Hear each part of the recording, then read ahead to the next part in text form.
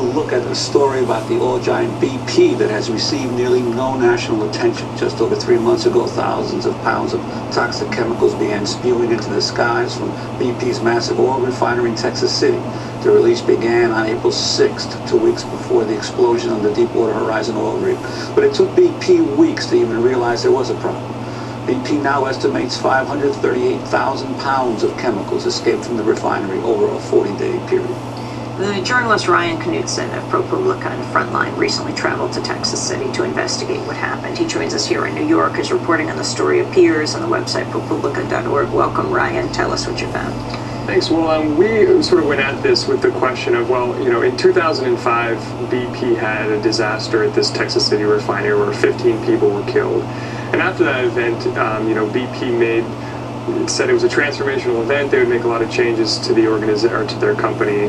The Deepwater Horizon happened, so we wanted to examine, well, what was the lead up to that explosion and what has been the outcome of the promises to improve the company. And it didn't take long to start finding that there has still been a lot of issues at the Texas City refinery, and most notably, what I thought was interesting was this was a story that was actually in the Daily News of Galveston County that on June 5th that hadn't received any attention elsewhere, that there had been this 538,000 pound release. And what happened in that circumstance was there's something called an ultra cracker at this refinery, and it's an important step in the process to produce gasoline. And there's a hydrogen compressor on this ultra cracker, and it broke down, and what it does is it captures a lot of the pollution that's emitted from this, and it disposes of it safely. Now, when that broke down, BP had a choice. Do we shut down the ultra cracker and lose an important part of producing gasoline that we'd have to buy elsewhere, or maybe reformulate the gasoline, or do we send everything to a flare and burn it off into the atmosphere? Now, flares at best case can destroy 98% of the chemicals that are sent to it, so 2% they know is going to release. At best case, there's also studies that show that as much as 20% of what is sent to a flare doesn't get destroyed and is sent off into the atmosphere. So they decided to send it to a flare, and it took them 40 days to make the repairs. And once they were finished, by the time that they had finished analyzing all the data they had collected during the emissions event, they determined that 538,000 pounds of chemicals released into the atmosphere, most notably 17,000 pounds of benzene. Now in the state of Texas, if you emit more than 10 pounds in a 24-hour period, you're supposed to report that as an emissions event. In this case, 425 pounds of benzene were being released every 24 hours for 40 days, ultimately leading up to 17,000 pounds. And this is already a plant that has one of the highest benzene release rates in the country, isn't it? Right. The Sierra Club did a study that from looking at reportable emissions events from 1997 to 2007 and found that the Texas City refinery was the #1 releaser of benzene in the United States.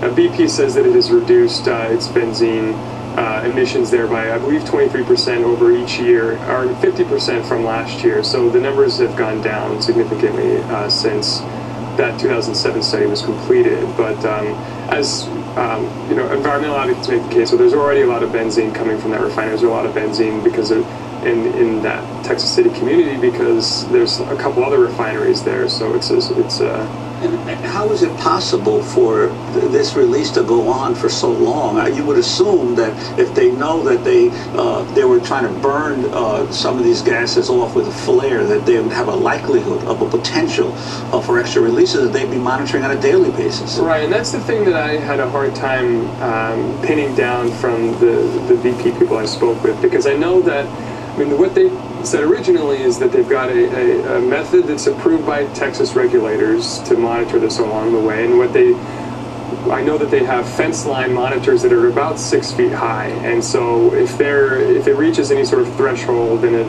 pages officials at the refinery and they make a decision. And so apparently the fence line monitors didn't go off.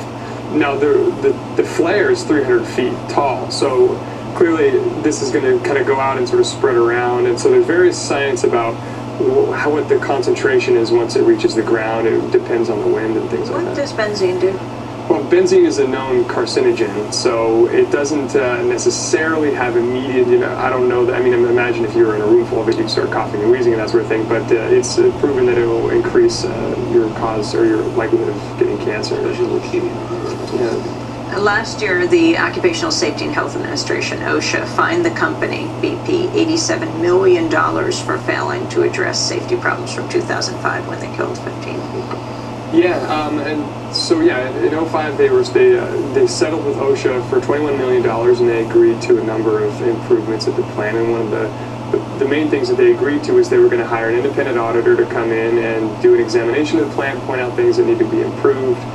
OSHA says that BP should have made all those improvements by the end of 2009. BP says that it was under the impression that they just needed to have the auditor point these things out by September 2009, and that they could make these improvements as they made maintenance upgrades along the way. Well, I wanted to go to the issue of the difficulty of reporting this. I want to bring in Lance Rosenfeld, the freelance photographer hired by ProPublica to take pictures of BP's Texas City refinery. While on assignment, he was followed by BP security, then detained by local police. He joins us now from Austin, Texas. Lance Rosenfeld